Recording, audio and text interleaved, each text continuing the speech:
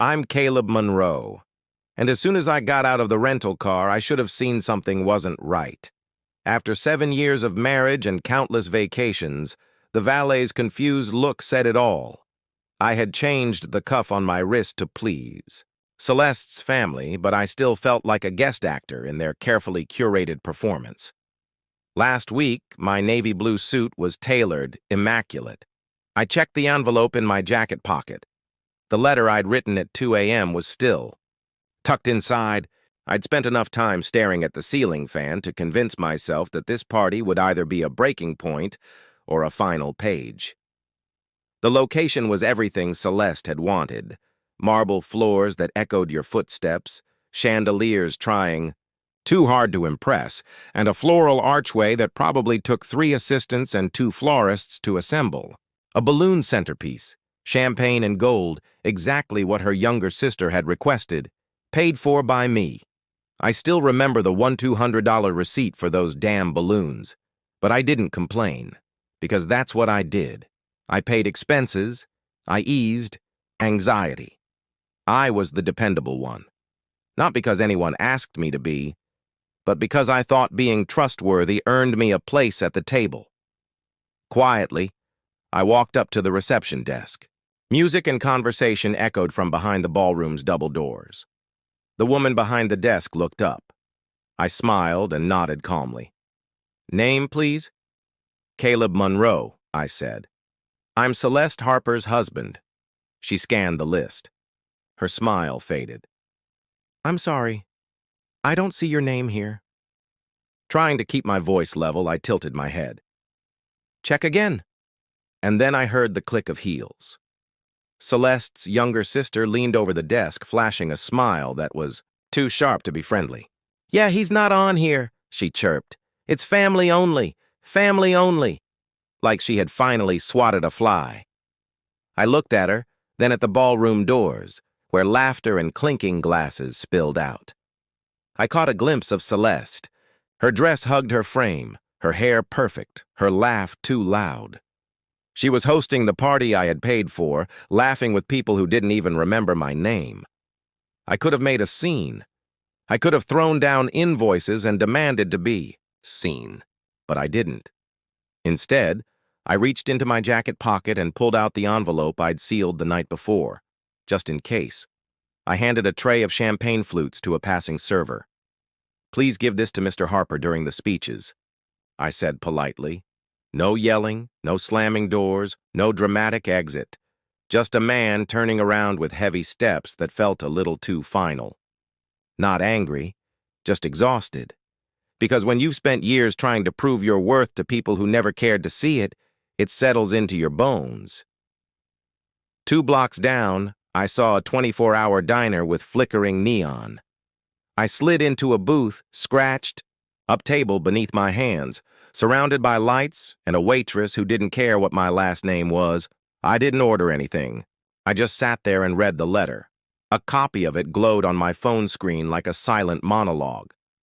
This wasn't revenge. It wasn't bitterness. It was the truth.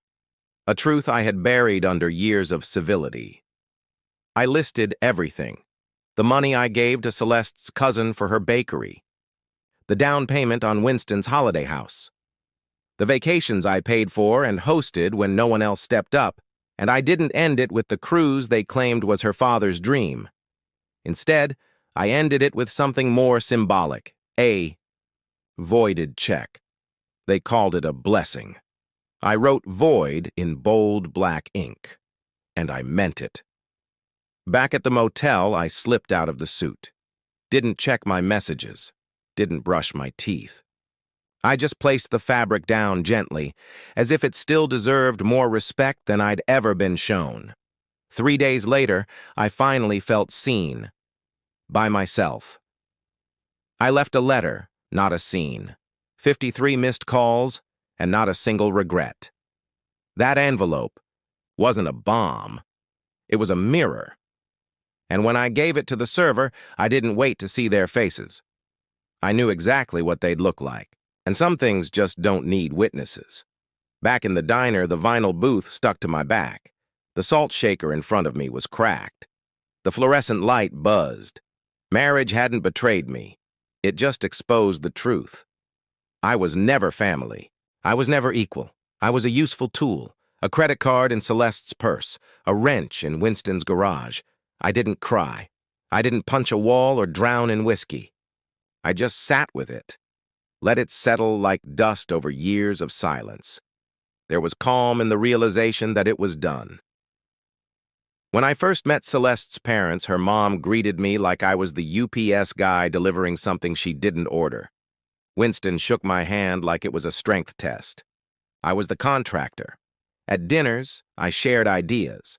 At birthdays, my name was misspelled. Sometimes, I was forgotten entirely. I built shelves. I installed smart lights. I fixed their leaky faucets, and no one ever asked why. But if they had, I'd have said, because I thought love was about helping, about sacrifice. But it's not. Love doesn't keep score. It doesn't bleed quietly while others speak freely. And you shouldn't be the only one in the room wondering if you even belong. By the time the waitress came over to refill my water, the sky had already started to turn pale blue. Dawn creeping into a sleepless night. "Want a coffee?" she asked. Her name tag said, Marlene. I smiled. "No thanks," I said. "Just sitting for a bit." That night I didn't call Celeste. Didn't check to see if the letter had arrived. I didn't need confirmation. Because for the first time in 7 years I gave myself permission to leave, and I had no intention of returning. I bought things because I believed that love demanded sacrifice, and when Celeste would squeeze, I paid for the back, so they could shine. I thought she saw me when she touched my hand or smiled proudly. But it turns out, she merely observed. Convenience. I recall spending hours roasting a turkey the night we had a Christmas feast at our home. In that warm kitchen, while preparing her mother's favorite green beans, Celeste walked into the living room with a glass of wine and declared, "We're thrilled to have the family together, and I'm incredibly proud of everything we've accomplished." I didn't say anything, just grinned, filled glasses, wiped dishes. As they gave us a toast, that's when it dawned on me. I wasn't a spouse. I was a silent companion in a life that was planned for appearances. Value was derived from usefulness, not love.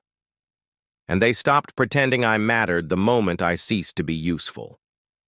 Protocol had been established from the beginning. It was obvious in some areas of the house, but not in the family, and certainly not for the man who installed the lights, rather than the one who was asked to sit beneath them. In my opinion, the most concerning part wasn't the disregard. It was how good I had gotten at justifying it, telling myself that every slight was acceptable. Every omission had an explanation. They were only conventional. They took time. They meant little.